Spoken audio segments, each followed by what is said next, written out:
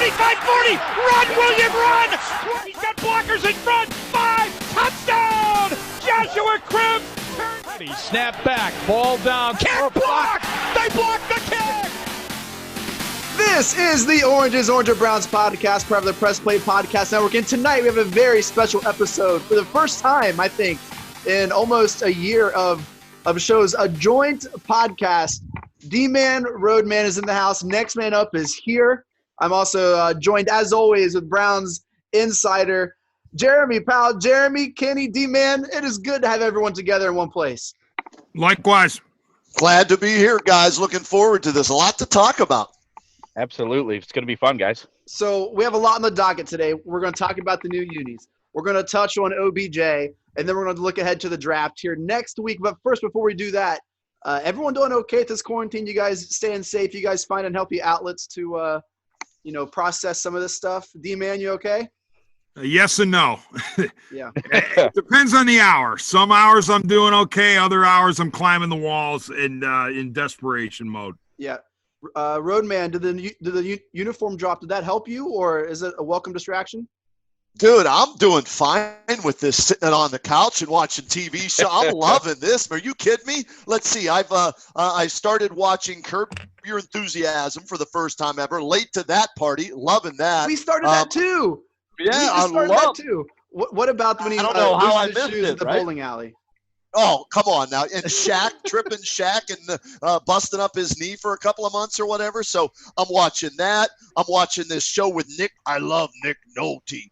Nick Nolte from 48 Hours. He's some show he did as a former president, Graves. It was only on 2 years. I'm down to the final 3 episodes of that, baby. So I'm actually enjoying getting away from sports somewhat, but it hurts when it's 3 o'clock and I got to talk sports, and there's not a lot of sports to talk. So thank God for the NFL and the Browns, because that's what JT and I have been talking about the most on WHBC.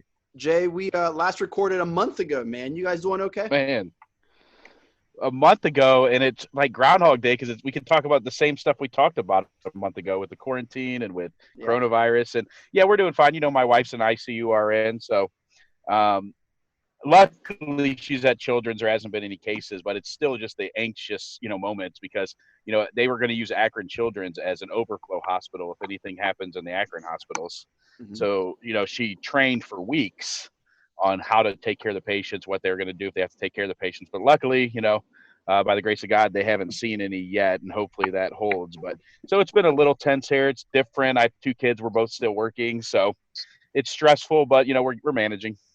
Good. And definitely shouts to all of our frontline workers and Kelly, of course, Jeremy, your wife, and everyone else working just so tirelessly and self-sacrificially. So thank you to them. Well, let's jump into it. First up, today, the Browns released new uniforms, Back to the Future. Jeremy, what are just your initial thoughts, man? You've had a couple days or maybe a week to think about this. What are your thoughts? Well, Chase, as you know, I had some early pictures of these jerseys. Yep. But I like it. I mean, look, if you're not going to go complete drastic overhaul, you might as well go back to, what we've been forever. I like them. I like the new there's a little bit of a flair to them, I guess. I like the look. I'm fine with it. I mean, I think most people, the general sentiment is great. Let's win. But if you weren't going to go drastic overhaul, like I said, you might as well go back to the traditional look. Yep. D-Man, you pleased? Well, I really couldn't care less. You've heard me before. I don't care about uniforms. You could dress up like the White Sox used to in the softball. No, not that. But anything short of that, I don't care as long as you win. That said, I'm not get off my lawn guy where I begrudge others the opportunity or the desire to be excited about uniforms or not. So if you want to dive into it and talk about color rush and all this other crap, go right ahead. But I don't really care about what the uniforms look like. Kenny, as a Steelers fan, does this make you scared that we're going to return to our former days of glory? Well, Yeah. you know what? If Jim Brown, Paul Warfield, and Gene Hickerson were coming along with the uniforms, yeah, but they're not. So they go from being hideous from like 2 or 3 years ago with what they came up with to being boring, old school. And you know what? I like the all white. Give me the all white with the brown numbers, the white pants. Of everything I've seen, if I had to pick one that I like, give me that old school look. I just wish the numbers were bigger. You remember Jim Brown's uniform? Yeah, The number giant. 32.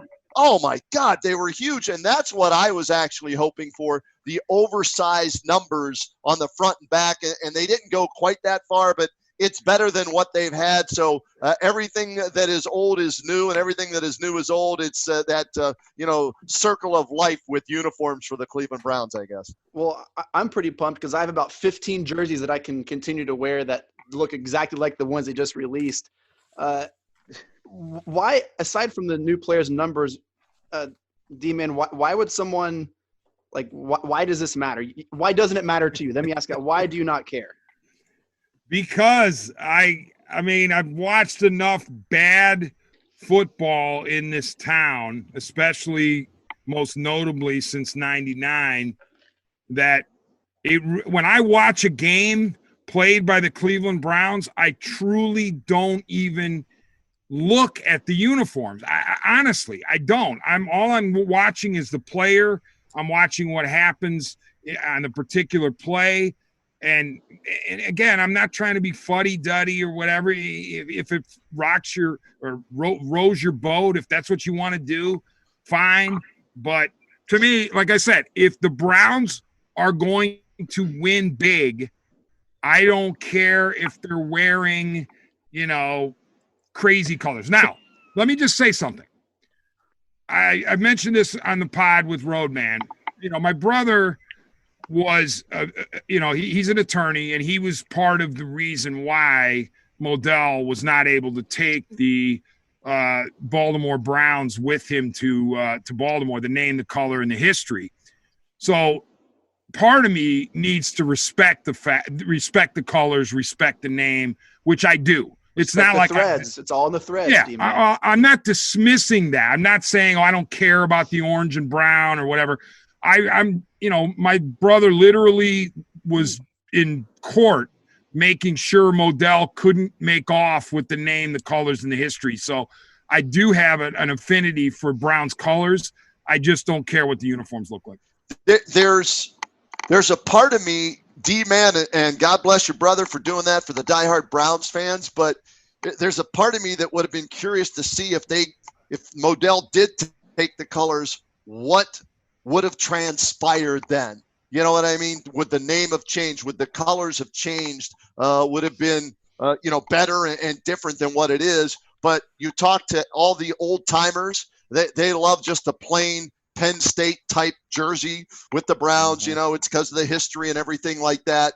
But there's a part of me that it would have been fun, I think, from a talk show host perspective, to come up with the new name as well as the new colors with the fans and let them select it with the younger generation, because this is the new Browns with this generation compared to the old Browns when they won, 7 titles in 10 years with Otto Graham at quarterback. He played the championship game every year he played. So I just often think of that every once in a while.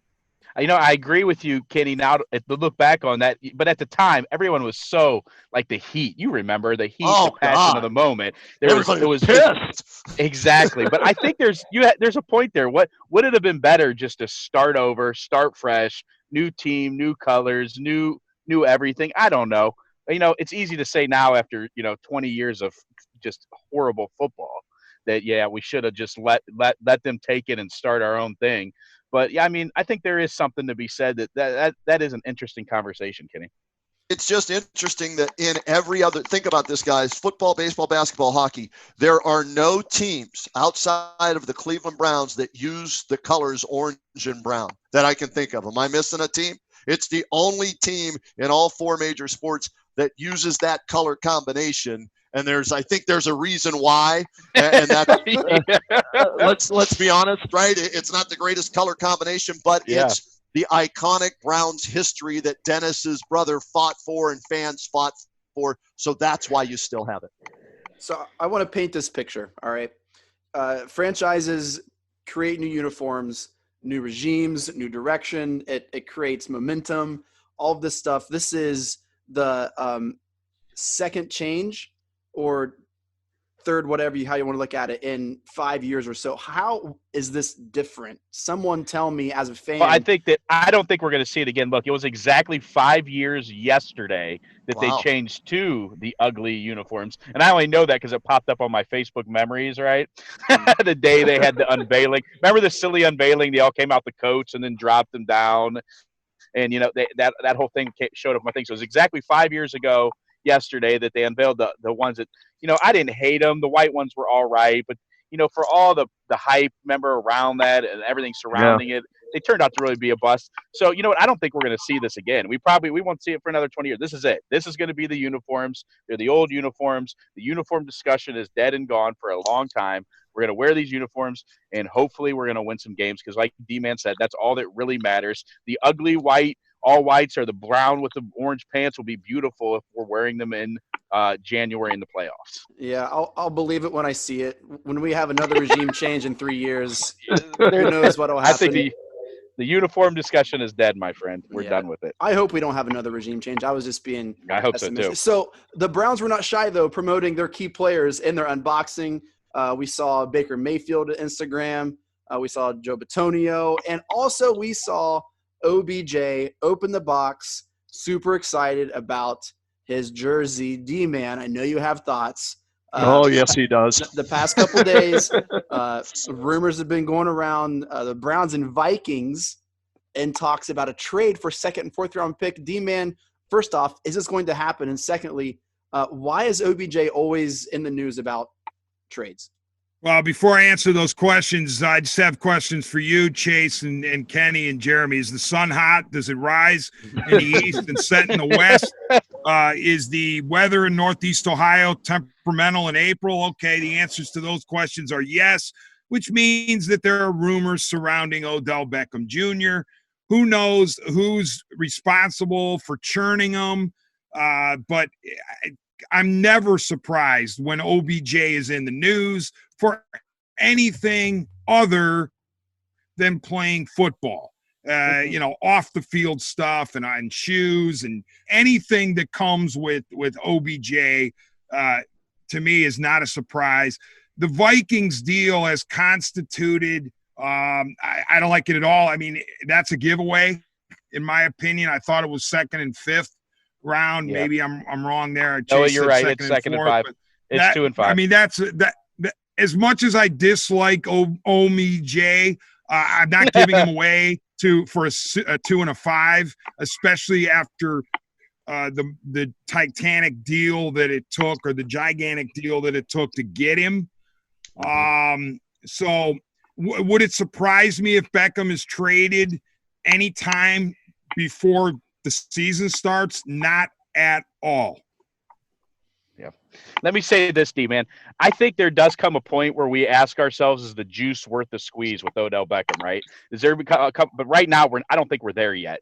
I don't think that a second and a fifth is enough, like you said. I think that he's worth more to us than he is as an asset right now, because I don't think anyone currently is going to overpay for him, and I don't think we should give him away on the chance that he does fit well in this system next year and turn back into the Odell Beckham Jr. that we've seen in the past. Maybe Coach Stefanski will learn how to get him the ball between the numbers and the hashes, where he's best with the ball, getting upfield and almost unguardable and uncatchable when he breaks open in the open field. I think that's unfair. I think he was the OBJ we knew. I think he was injured. I think we saw him produce in spite of his health. I agree. That's what I'm saying. He produced, I think, at times in spite of the coaches. My whole point here, Chase, is yes, he is worth more to us than we can get for him currently. So at this moment, I think we hang on to OBJ no matter what. But there may come a moment in the future where we ask ourselves, is the juice worth the squeeze with Odell Beckham Jr.? What about the locker room, guys? That's my concern there. Obviously he has talent. He had 1,000 yards and he wasn't 100%. Whoop-de-hell was his coach, who didn't know what the hell he was doing, calling plays, running the offense. He had a second-year quarterback who struggled. The offensive line was Swiss cheese. So I'm curious to see Jarvis and Odell and Baker all healthy back for a second year if we ever have football with the coronavirus pandemic that we're dealing with. But I worry about the locker room because as a Steelers fan, okay, you saw what Antonio Brown did, not only to his locker room, the Raiders, the Patriots. I mean, do you really need that headache? Jarvis Landry's not a headache at all. He's a great locker room guy. Now, we hear from the players that they all love Odell Beckham Jr., but they're not going to say they hate him. Let's be honest. Those guys aren't going to come out and say, you know, they wish he were traded and they don't like him. But the bottom line is, like D-Man said, you know, there's always something that follows Odell Beckham Jr. on and off the field. So if he's healthy, is his on-field production worth the headache that he gives you in the locker room and off the field? That's what you have to debate.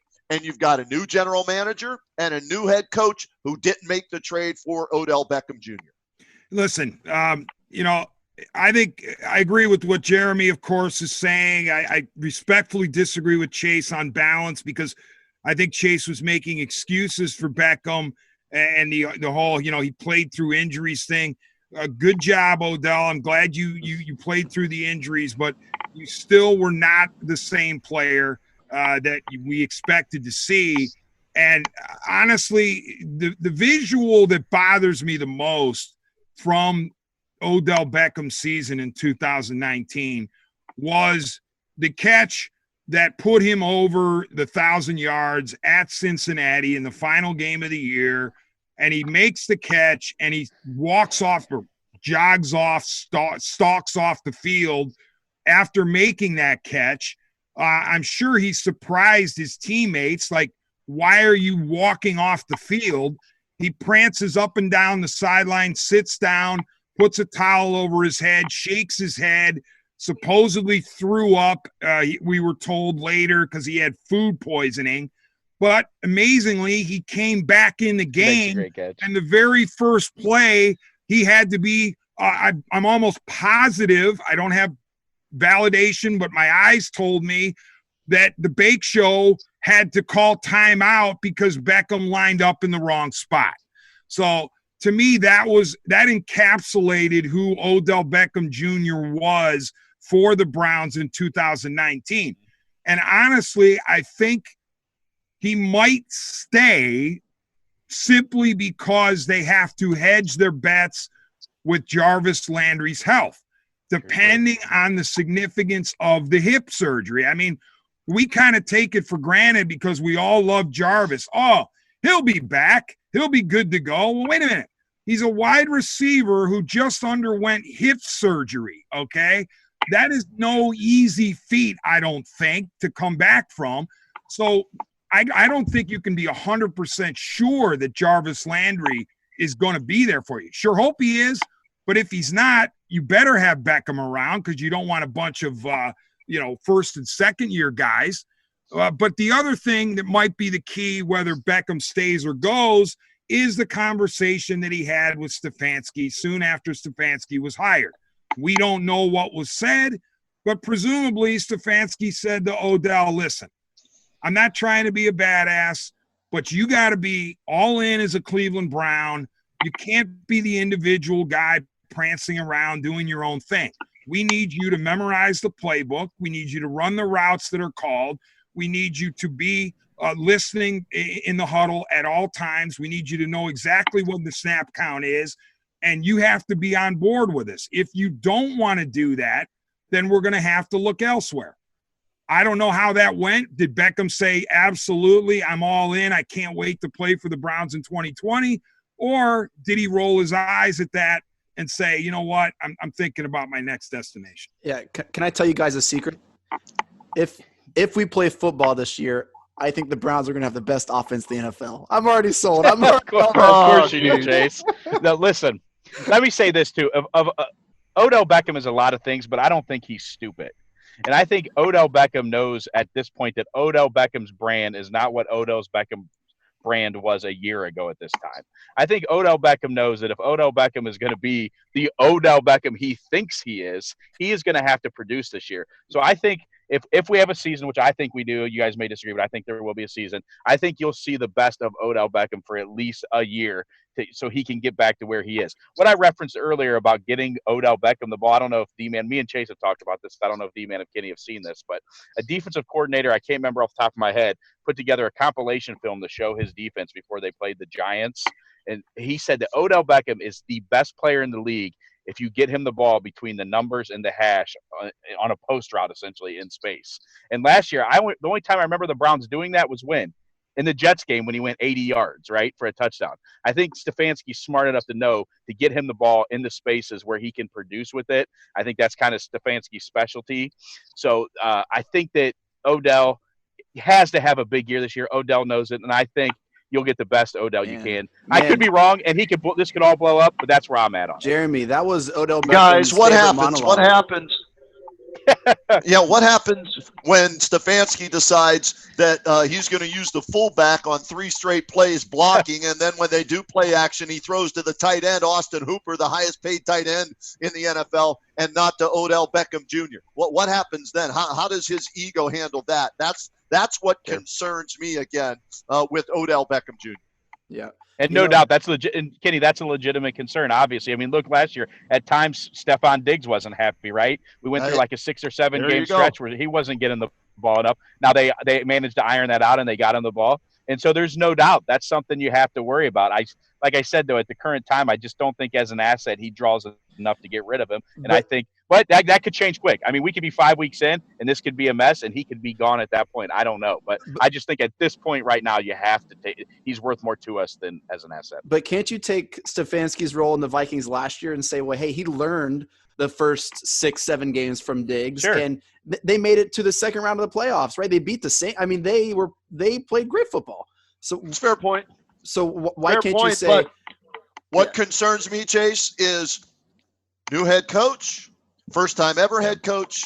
He wants to call the plays. You remember his first press conference on, I'm willing to maybe give up the play. Well, I haven't heard him say he's giving up the play calling yet. And that concerns me, trying to wear too many hats as a first-time head coach. Hello, whoop-de-hell's an example there. And there are plenty of other examples. Pat Shurmur twice. So that's all I'm bringing up. So just to make sure we're on the same page, real quick, D-Man, OBJ is on the team, plays for the Browns all year, yes or no? No. Kenny? Yes. This is fascinating. Jeremy, what do you think? I'm going to say yes for 2 reasons. One, because this is obviously going to be an abnormal off season. And it's going to be, but I'm just going to say yes. He's going to be on the team this year. Yes. Man, I'm going to say no simply because I really want it to happen. And I just feel like that's how it goes. Mary Kay reported that rumor is false. Yeah, I saw that. She has tweeted, but others are refuting that, saying it's out there. We're seeing a lot of mock drafts with it being done on next week during the draft. So only time. Chase, yes, sir. Chase, let me jump in here for a second. Please. I believe Mary Kay's source saying that the deal as constituted, as reported, is false. I think that's a fact. That a 2 and a 5 for Beckham it gets you laughed off the phone. Even a guy who doesn't like Beckham, such as I, knows he's worth more than that. And as Jeremy pointed out, he's much more important to you as a player here than giving him away like that. So it's entirely possible that the Vikings and Browns are engaged in talks about Beckham. It's just that a 2 and a 5 was so ridiculous that the source was able to tell Mary Kay that's flat out false. What about if you throw in another team and you make it a menage a trade between the Cleveland Browns, the Minnesota Vikings, and the Washington Redskins, and all of a sudden Trent Williams, is that his name? Trent Williams, the left tackle, is that his name? Yeah, that's his name. If he becomes a part of that trade where you get Williams and a second rounder next year, the 5th rounder goes to Washington and OBJ goes to Minnesota. So would you be okay with getting a starting left tackle and a second-round pick next year for Odell Beckham Jr.? Man, I would be so bummed if he's not on the team. Not on. Well, look, people who just bought OBJ jerseys are going to be ticked because they just spent $80 to $100 on an OBJ jersey that's in the buyer rafters beware. with Listen, if you're a Browns fan, if you're a Browns fan, you know one thing: it's buyer beware when it comes to jerseys, that is right? the truth. I mean, that's been our mantra for 20 years. Now, let me make a double advocate argument, Kenny, about that trade. It's this draft people say is one of the deepest wide receiver drafts in a decade. I mean, there's a lot of top end talent as well. You know, your CD Lambs, guys like that. So say we do that. Say we spin some picks. We end up with Trent Williams. We get our left tackle, and then we have our number 10 pick sitting there that we still have that we could use on, best player available, best receiver that could step in and have an immediate impact. I mean, that's a possibility as well. So, I mean, obviously, if we've learned one thing about Andrew Berry, he's not going to be shy about making moves, right? If he thinks it's a move that can improve the team, and from the looks of it, he wants to win now, I don't think it's out of the realm possibility that it could happen. Look, and guys, the two deepest positions, sorry, Chase, I sent you that link to the RLAD scouting service. The two deepest positions on offense in the first two rounds are wide receiver with 12 rated wide receivers, first or second round picks, and 7 rated left tackles. Yeah. So, I mean, it's out there. So if you stay at 10, you don't trade OBJ, you get your left tackle. If you do trade him and you need a wide receiver, there's 12 guys that have first or second round grades that are available to replace him. Just a thought. But you can't simply just replace an OBJ. Teams scheme for OBJ. They did at one point. Come on, Chase. What are you kidding me? Give me a break. I want to ask any one of the defensive coordinators that faced the Browns in 2019. You think they lost 5 seconds of sleep with what Beckham was going to do to him? Come on. No, D-Man, in fairness to Chase, I don't think they didn't lose any sleep about Odell. I think they didn't lose any sleep because of whoop-de-hell, and they knew who the hell was calling the plays. That's what I think they looked at, and they said, we don't have to forget about OBJ and Jarvis Landry. We don't have to worry about them because Freddie Kitchens. That's why I think they maybe didn't lose any sleep. Well, yeah, and listen to this, though. Here's the other thing. Stefanski, if they're going to ride with Beckham in 2020, and the odds are, yes, even though I said I don't think he's going to finish the season as a Brown, but the odds are that they're going to ride with him in 2020. Okay.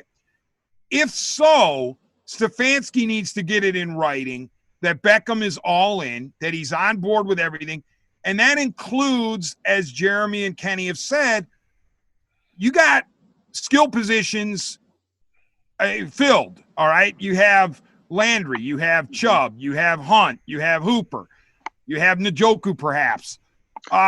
There's only one ball. There's there's only so many offensive snaps. You cannot have Baker Mayfield go through what he went through in 2019. Granted, I'm not making excuses for Mayfield. He didn't have a good year. He would be the first to admit it, I'm pretty sure. There were plenty of reasons why he struggled. One of them, though, was I think his head was on a swivel and his ears were popping because he had to try to make Landry and Beckham happy all the time. That's fair. And you can't have that. Beckham has got to be like, whatever touches I get, I get. I got paid. My contract is robust. Just go out there, and if you catch one ball, like the Baltimore game, I thought he was a model citizen in the Baltimore game when he was largely a decoy. And, yeah, you could say there the Ravens were worried about, at least the Ravens players were worried about Beckham, and that opened up the field for other guys. And the Browns wound up winning in Baltimore. But you didn't see enough of that selflessness, in my opinion. Now, even though they'll deny it in the locker room and say he was a choir boy and all that stuff, I just think Beckham has to accept whatever balls come his way and allow Mayfield to have a clear head when he's attacking the defense. If they're winning, he'll be okay with it. If they're losing, he'll bitch up a storm. That's the bottom line. I would say, D-Man, Baker's ears head were on a swivel more from his offensive line and for the sheer confusion coming from Munkin and Freddie Kitchens more than having to please Odell and Jarvis. But hey, we've talked about OBJ quite a bit. Let's move to the draft. And you know what, Chase? He's loving every minute of it that we spent about a half hour talking about him. Go ahead. I'm sorry. I think he gets a bad rap. I don't know. I'm an OBJ fan. OBJ, come on the podcast. Let's talk, buddy. Let's talk. Let's talk to the draft. The Browns have the 10th pick as of now. The draft is next week. A lot of discussions with what's going on. As we mentioned earlier, one of the deepest drafts in a while in left tackle and wide receiver. It's quarterbacks are starting to rise up the board as they do every year. I saw a mock draft today. I think it was on CBS where the Bengals are talking about trading down to just all sorts of stuff. People are trying way too hard. It's a fairly simple, I think, decision. I think Joe Burrow is going to go number 1. The Browns at 10. A lot of articles being written about trading up, trading down, trading partners with the Falcons, with blah, blah, blah, blah, blah. Jeremy, what's going to happen next week? Jeremy, look into your magic crystal ball and tell us, how are we going to be feeling? What's going to be happening next Thursday? As I told D-Man a couple months ago, I'm still on the same guy. I'm still on Mekhi Becton because I don't think you can teach what he has. The just absolute freak size, freak athleticism. I'm a huge Mekhi Becton guy. I've been since before most people even knew who he was.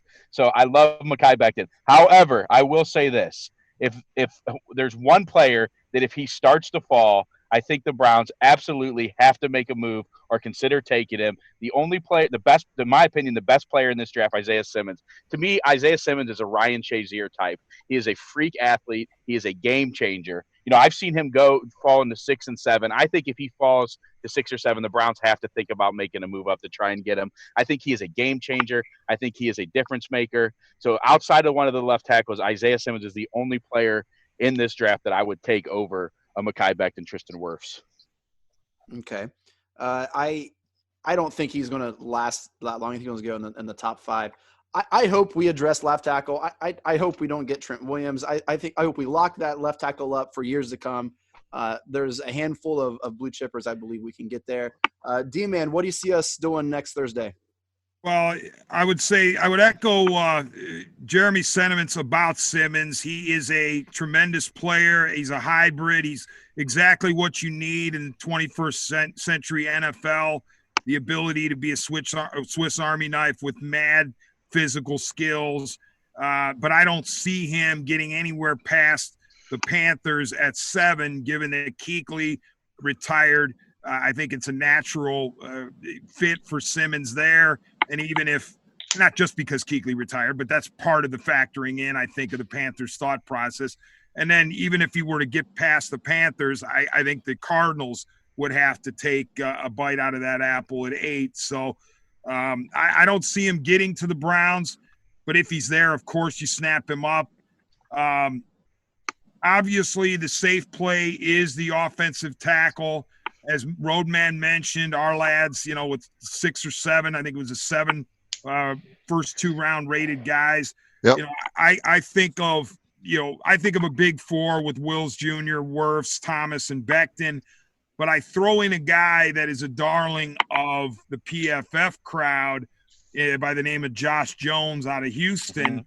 It wouldn't surprise me at all if the Browns go to Josh Jones because he grades so highly in the PFF ranks, and not just PFF, but he is a darling of the analytics as far as I can tell. So, and he's also a beast. I mean, there's no getting around it. He's a big man, and he checks a lot of boxes. So, yes, you'll have your tackles to pick from, but here's the other contingency to me.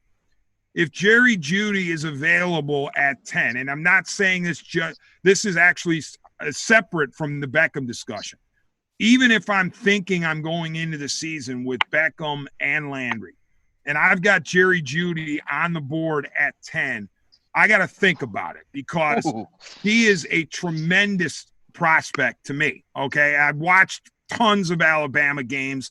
I'm not like Jeremy. I don't plot myself in front of the tape and watch every prospect known to man.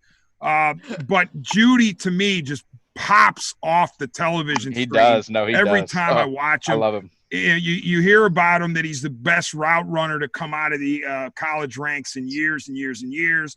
He's got, terrific speed. He's constantly leaving guys in the dust. I mean, I like Tua Tagovailoa. I like Jalen Hurts, but their job was made a lot easier because Judy is such a talented player. And I would have to think before I passed on Judy, especially if I only saw one or two of those tackles go in the first 9. Because I'd think, you know what, maybe I can get a tackle coming around with my next pick. I know that's a little dangerous, but and I'm not saying that Jerry Jeudy is the next, transcendent wide receiver, but I think you can plug him in from day one, and he is going to be a very good player for you. So I would. That's the only other guy I would think about before I took a tackle. I'm going to say this, guys. What's the weakest position on the Browns team right now? O-line. Linebacker. You'd say linebacker. I say left tackle. Okay. And to me, and please don't let history repeat itself. You drafted a quarterback number 1 overall in 1999, and you didn't take care of him with the offensive line. Do you want history to repeat itself? You went out, you had money, you got a right tackle. Hubbard is a nice swing guy that can play any position as a backup.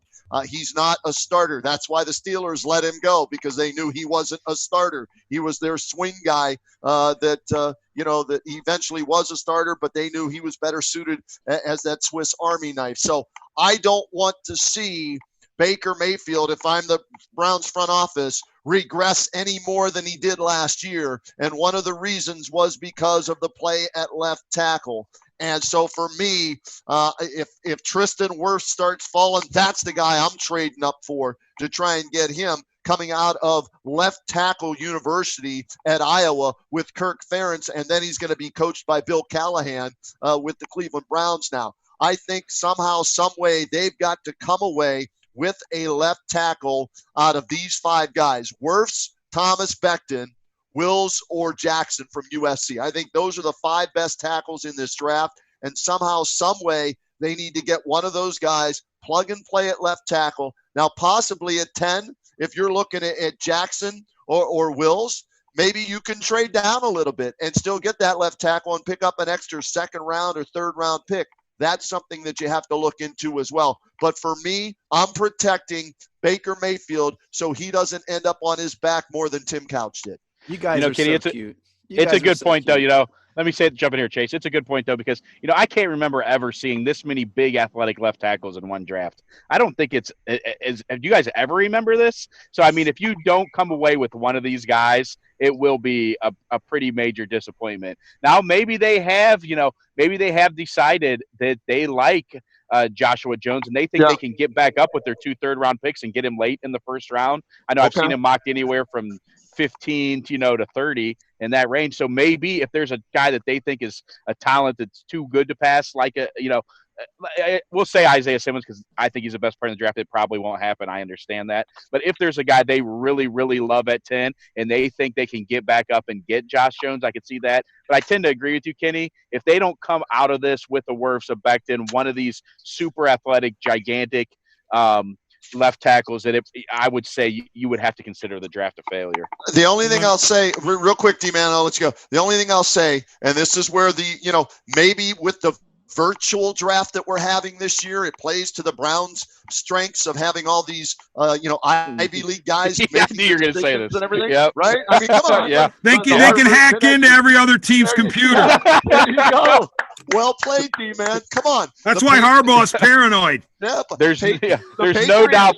Cheated their way to 6 Super Bowl championships, so why not? So maybe this will work to their advantage, where they can either trade down, or maybe, like you say, I love Simmons too. Don't get me wrong. He's next to Chase Young. To me, he's the 2nd best player in this draft. But maybe they can find a way to get a Simmons, and still in the 2nd round or late in the 1st round get an Ezra Cleveland or a Joshua Jones. Yeah, somebody. Cleveland But they've got to come away with the left tackle somewhere in the 1st or 2nd round.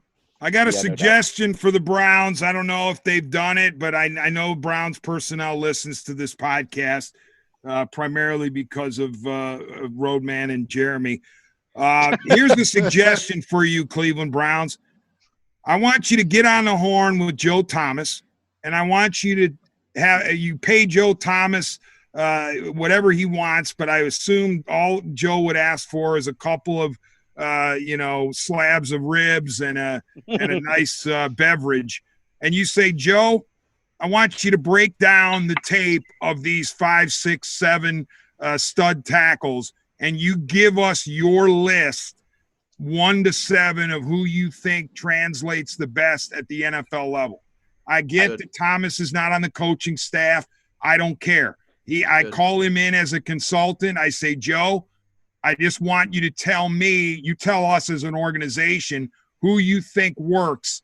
And then what you do is you have that intel from one of the best left tackles to ever do it, future Hall of Famer. You have that intel at your disposal when it gets to 10 and maybe a couple of the tackles have gone off the board, and perhaps a Joe Thomas evaluation is a tiebreaker. Maybe you have a couple of guys on the conference call or however they're going to do it who say, oh, it's this guy, it's this tackle, and a couple others say, no, Deep Podesta's like, no, it's this guy. Well, you know what? I want to know what Joe Thomas has to say. So I think that's an easily accessible resource that the Browns should definitely use in terms of the tackle evaluation. No doubt. And I know Joe Thomas is high on Mekhi Becton. I've heard him talk about it. So I wouldn't be one bit surprised if that call has been made, D-Man, that if they have had him look at all the tackles in this draft and get his opinion, I wouldn't be one bit surprised if that's the case. So I'm looking at some at the big board here, and the Browns are at 10. And here are the players that I think – now, I don't mean to toot my own horn, but I did say the Browns would draft Baker when everyone else said I was silly. So I'm not saying I'm the draft guru, but I have an inkling that these players are going to be gone by the time Browns pick. All right. Burrow, Tua, Judy, Simmons, Young, and Okudah. All right, that's 7 players that I believe are going to be gone. And at some point, Wirfs, Becton, and Willis Jr. are going to fit in there. That's 10 players. If the Browns don't get their left tackle, I think they're going to go left tackle. If those left tackles aren't available and they're not there, the Browns are going to trade down and they're going to get picks and they're going to settle for some pick in the 15, 16 round. And it's going to happen, and people are going to be ticked. They're not going to land a receiver. They're going to get picks because they're going to get Baker insurance. They have to look ahead. This regime did not draft Baker. They need to start getting assets and picks for in a couple years.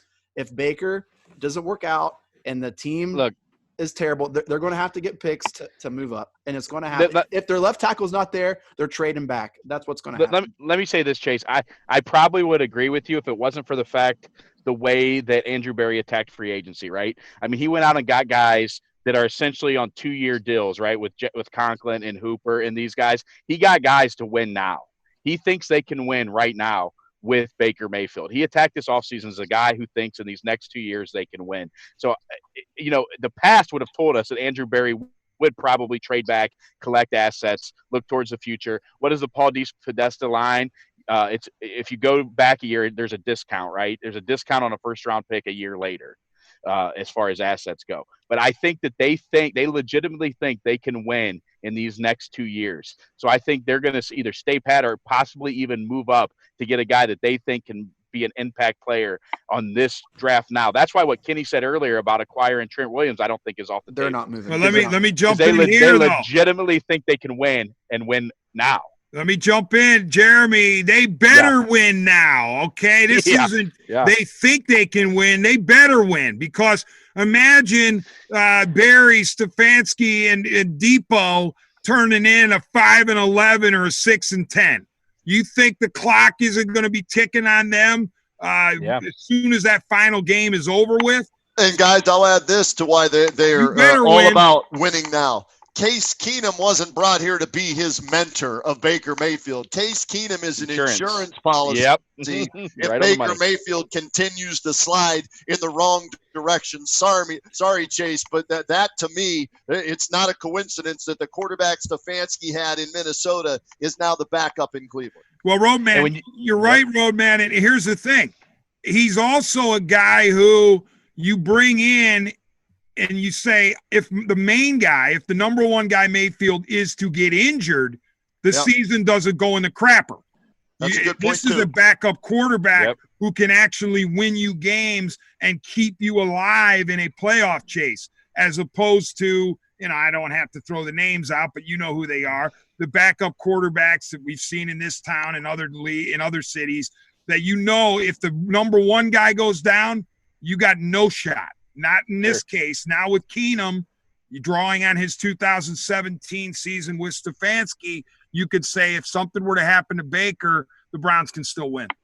Right. You don't give a guy $6 million guaranteed in a year to be a caddy, right? I mean, that's a guy you think can win some games if he needs to. And I agree with Roda. I think that they want to win now. They think they have the roster to win now. I just don't see them doing the asset gathering, trade back, collect assets, move, kick the can down the road. I just don't think that's the mode they're in right now, Chase. And here's the thing, too. When I heard they signed Case Keenum, and D-Man calls him the Bake Show, that's the first thing that popped into my head, guys, was, if the Bake Show ends up being the Not Make It Show, that's where Case Keenum comes into play as the guy you can start because Mayfield is struggling, or as D-Man said, if Mayfield should go down with an injury, you've got a guy that steps in and you don't have to wonder if he can win. You know he can win in the NFL. My favorite left tackle in the draft is Willis Jr. I would be happy if they got Wirfs or Becton or Willis as well. Jeremy, who's your end of the day? Who do you want the Browns to have on Thursday? Well, I want Mekhi Becton. I think there's a good chance that's who it is. Like I've said, when I talked about Zion Williamson in the NBA draft, to me, you always take the genetic freak when he's there. You can't teach the kind of stuff he can do. I'm just a huge Mekhi Becton guy. I think he's going to be a huge star in the league. D-Man, Thursday, what's your final take?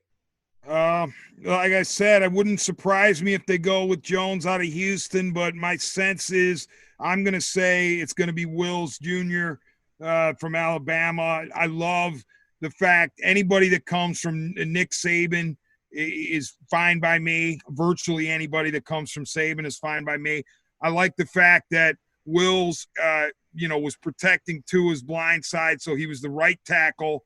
He can slide over to the left. You also have to remember that Conklin, I'm almost positive, was a left tackle in college, so he's more than capable of playing left tackle if necessary. So in that case, if you brought in Wills to go with Conklin, you'd have two guys who could man both tackle positions. I think that just increases Wills' value. Yep. Roadman, what you got? If I have my choice of just grabbing this guy, regardless of where I'm picking, I want Tristan Wirfs out of Iowa. Just the last note in the RLAD scouting service, first true freshman to start at either offensive tackle in the Kirk Ferentz era at Iowa, and they produce left tackles all over the place since he's been there. So if there's a way the Browns can get Tristan Wirfs, that's the move I make if I'm Andrew Berry. Well, guys, this feels like a new era. It feels like a new day for the Cleveland Browns. We got new uniforms. We got a franchise quarterback. We got the D-Man and the Roadman in the house with the Oranges Oranger, Jeremy Powell. I'm feeling good, guys. How you feeling, man? You guys ready for the season? You guys hope we got some football? Let's hope so, man. At least we have the draft next week, right? I mean, Thursday, Friday, and Saturday, there's some sports to actually watch. We're doing an 8-hour radio show on WHBC from 3 to 11 because of the NFL draft from here's what I've heard. I've heard that the first round is going to be done from Roger Goodell's basement. And then, then rounds 2 through 7 are going to be done in a van down by the river. So that's what they're going to do with the rest of the draft. There'll be plenty of time for that. Let me tell you this. The NFL took a lot of heat at the outbreak, as the pandemic roared into the United States at the outset of March. How dare the NFL do business as usual? And you know what? For a few minutes there, I was like, it does come across a little bit tone deaf. But now I'm 100% thank the Lord for the NFL, and I'm being serious because I know we're in a global pandemic. It's much more important than anything involving sports. I get it.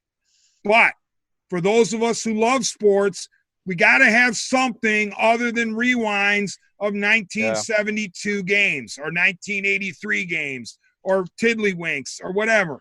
And the fact that the NFL has gone on and had free agency, had trades, is going to have the draft, albeit virtual, but at least it's a draft. I'm all for the NFL at business as usual. And here's the thing. There's no getting around it, too. The NFL has gotten a break, and I put that in quotes because nobody's gotten a break in this pandemic. But the NFL hasn't had to deal with a real schedule reshuffle or adjustment because its season happens to fall, in the fall. So they have had time here on their side, whereas MLB's in a bind, NBA and NHL have suspended seasons. It just so happened the pandemic roared into the United States when the NFL was essentially just beginning its off season. So that was on their side, but I'm glad that the NFL has decided that they're going to do stuff like this because we desperately need it. Let me tell you this, boys. Get your Browns surgical masks ordered. Kenny, get your Pittsburgh Steelers surgical masks. We're going to be at games. We might be wearing masks. We might have to sit every other seat. We might have to stagger, but there will be NFL football. We will be in the stadiums. You might have to get your temperature taken at the gate. There's going to be some stuff that's not normal, but we are going to be watching NFL football in stadiums this year. Book it. Remember, I said it.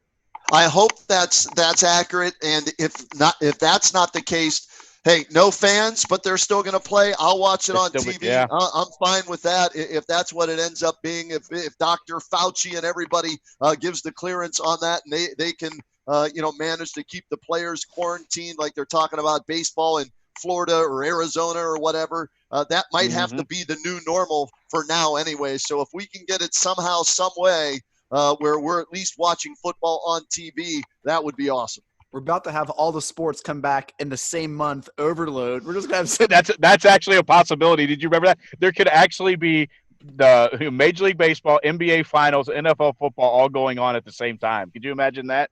It'd be awesome. Totally. I'm fine with that. Awesome. Yeah, bring it on. I have no problem with that. Bring it on. As long as everybody's safe and healthy, I'm okay with that. You will hear from us again after the NFL draft. From D-Man, the Roadman, and Jeremy, thank you so much for downloading. We'll catch you. Oh, and hey, by the way, make sure everyone send D-Man an OBJ new Browns jersey. He's telling me before the show he really wants one. What size are you, D-Man? Are you like 42 or 44? What size do you need there?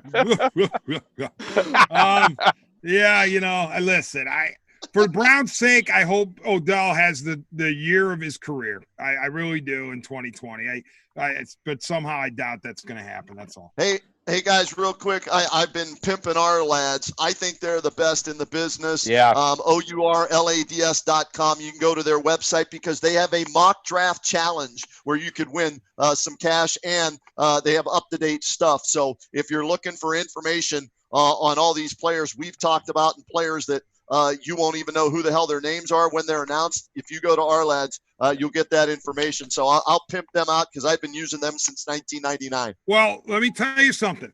As a lifetime listener of Kenny Roda, Roadman was on the our lads before I want to say almost anybody.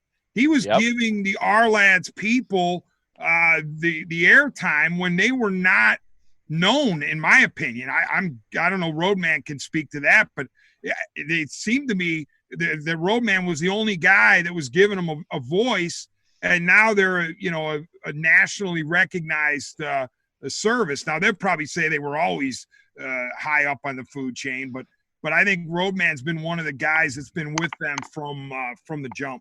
Guys, they weren't the sexy, choice because it Mel Kiper. Tua Tagovailoa, got to get Tua Tagovailoa. He's a good quarterback. Got to stay healthy, but Tua Tagovailoa's good. He's good.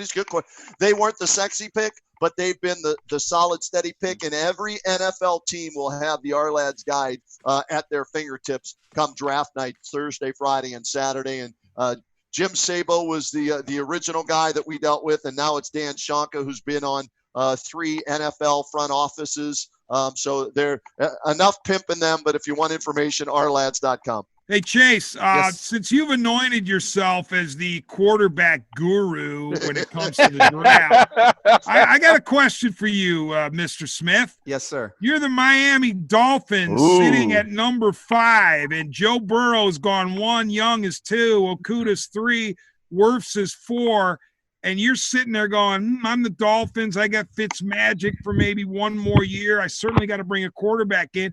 Are you going to invest in Tua and his multiple surgeries, or are you going to go with Mr. Herbert out of Oregon or someone else? Tua right away. If it fails, you get Sunshine from Clemson next year. You know what's Good answer. Solid Yeah. call.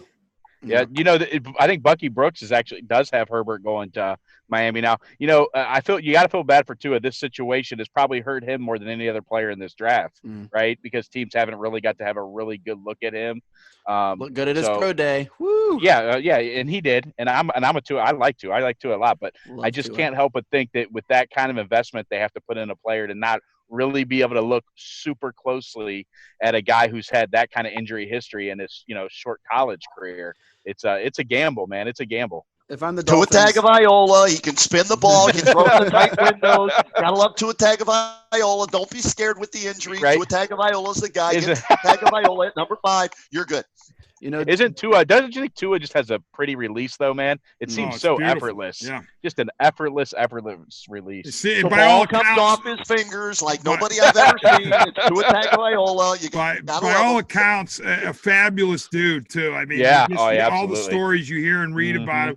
If you're rooting for anybody, it should be him. And No doubt. It's too bad he's got that. And here's the other thing too: there is a cautionary tale with the injuries. You can't just say, well, a guy who's been injured in college, he's going to be fine in the pros, because at the quarterback position, there's a list of guys who have had significant injuries in college and been injured within the first 3 or 4 years of their NFL careers. So these teams have to be wary of it. But Chase makes a point. If Tua somehow doesn't make it through, I mean, I like Fitzmagic, but I'm betting if you got it Tua that he's starting by half the season.